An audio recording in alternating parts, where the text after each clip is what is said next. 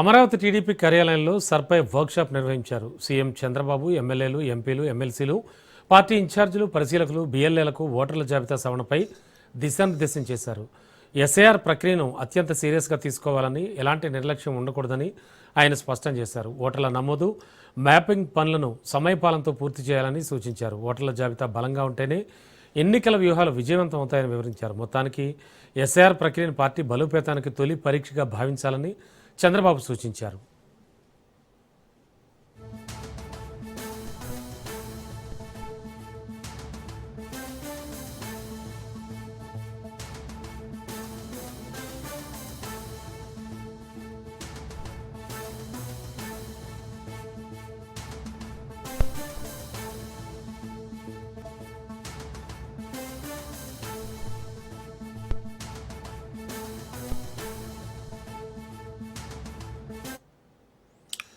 Amaravati TDP కార్యాలయంలో సర్పై workshop నిర్వహించారు CM Chandrababu. అలాగే వారితో పాటు ఎమ్మెల్యేలు, ఎంపీలు, ఎమ్మెల్సీలు, పార్టీ ఇన్ఛార్జీలు, పరిశీలకులు, బీఎల్ఏలకు ఓటర్ల జాబితా సవరణపై దిశానిర్దేశం చేశారు. ఎస్ఐఆర్ ప్రక్రియను అత్యంత సీరియస్గా తీసుకోవాలని, ఎలాంటి నిర్లక్ష్యం ఉండకూడదని ఆయన స్పష్టం చేశారు. ఓటర్ల నమోదు, మ్యాపింగ్ పనులను సమయపాలనతో పూర్తి చేయాలని సూచించారు.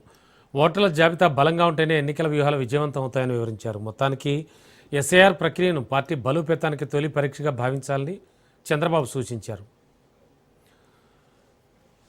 లేటెస్ట్ ఇన్ఫో మా కరెస్పాండెంట్ సంతోష్ అందిస్తారు. సంతోష్, ఆల్రెడీ ఎస్ఐఆర్పై వర్క్షాప్ అంటున్నారు, ఇంకా జరుగుతోందా? ఎంతసేపు జరిగింది? ఎలాంటి కీలకమైన విషయాలు అందరికీ దిశానిర్దేశం చేశారు? టీడీపీ కేంద్ర కార్యాలయంలో సీఎం చంద్రబాబు నాయుడు అధ్యక్షతన టీడీపీ ఎమ్మెల్యేలు, ఎమ్మెల్సీలు, ఇంకో నియోజకవర్గ ఇన్ఛార్జీలు, అది వివిధ కార్పొరేషన్ చెందినటువంటి చైర్మన్లు అయితే కనుక వారికి సంబంధించి వర్క్షాప్ నిర్వహించడం. ఈ వర్క్షాప్ లో భాగంగా సర్ ప్రక్రియని వేగవంతం, అదేవిధంగా బాధ్యత, ప్రతి ఒక్కరూ బాధ్యత తీసుకునే విధంగా ఇటు దిశానిర్దేశం అనేది కూడా చంద్రబాబు నాయుడు చేయడం జరిగింది. ఇది ఇక గంటన్నర పాటు సుదీర్ఘంగా జరిగినటువంటి వర్క్ షాప్ లో పలు సూచనలు అయితే కనుక చంద్రబాబు నాయుడు నేతలకైతే దిశానిర్దేశం అనేది చేయడం జరుగుతుంది. ప్రధానంగా ఈ సర్ ప్రక్రియ అంటే మున్సిపల్, పంచాయతీ ఎన్నికలు రానున్నటువంటి తరుణంలో ఇక ఎంతో ప్రతిష్టాత్మకంగా సర్ ప్రక్రియనైతే కూటమి ప్రభుత్వం తీసుకున్నటువంటి పరిస్థితులు కూడా కనబడతా ఉన్నాయి. దీనికి సంబంధించి ఇప్పటికే 3 పార్టీలతో సంబంధించినటువంటి ఒక కోఆర్డినేషన్ కమిటీని సైతం కూడా నియమిస్తామంటూ కూడా చంద్రబాబు నాయుడు ఎమ్మెల్యేలకి దిశానిర్దేశం అనేది కూడా చేయడం జరుగుతా ఉంది. ఎందుకంటే ఈ యొక్క ఓట్ల ప్రక్రియ అనేది కూడా ఎంతో కీలకము. 2024 ఎన్నికల్లో వివిధ ప్రాంతాల నుంచి రావడం కూటమికి అయితే కనుక పట్టం కట్టినటువంటి నేపథ్యంలోనే ఇక పూర్తి స్థాయిలో దీనిపై కూడా దృష్టి పెట్టినటువంటి పరిస్థితులు కూడా కనబడతా ఉన్నాయి. ఎందుకంటే ఈ యొక్క ఓట్ల తొలగింపులు కావచ్చు, అదేవిధంగా డూప్లికేట్,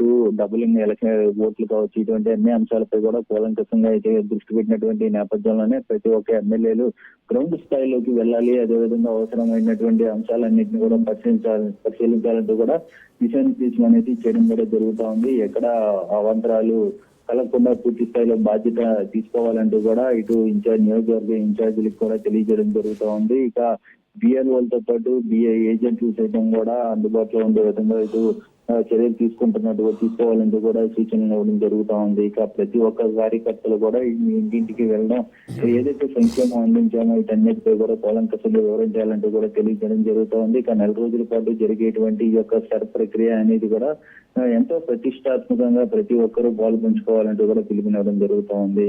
ఏదైతే ఈ ఓట్ల అంశాలపై కూడా సుదీర్ఘంగా చర్చ జరిగినటువంటి నేపథ్యంలోనే ఓటు అనేది కూడా ఎంతో ప్రతి ఒక్కరికి అవగాహన, అదేవిధంగా ప్రతి ఒక్కరికి వినియోగించుకునే విధంగా ఉండాలంటూ కూడా ఇటు చంద్రబాబు నాయుడు సూచించడం, ఇంటింటికి వెళ్లేటువంటి అంశాలపై కూడా సుదీర్ఘంగా చర్చించాలి. కొన్ని చోట్ల అయితే కనుక ఇబ్బందులు ఎదురైనటువంటి నేపథ్యంలోనే వాటన్నిటిని కూడా అధికారుల దృష్టికి తీసుకెళ్లాలంటూ కూడా ఇటు నాయకులకి అయితే చంద్రబాబు నాయుడు సూచనలు అయితే అందించడం జరుగుతూ ఉంది. ఇక క్షేత్రస్థాయిలోకి వెళ్లే విధంగా జూలై 15 నుంచి ఆగస్టు నెలాఖరు వరకు కూడా వెళ్లే విధంగా సూచనలు చేయడం జరుగుతూ ఉంది. Thank you.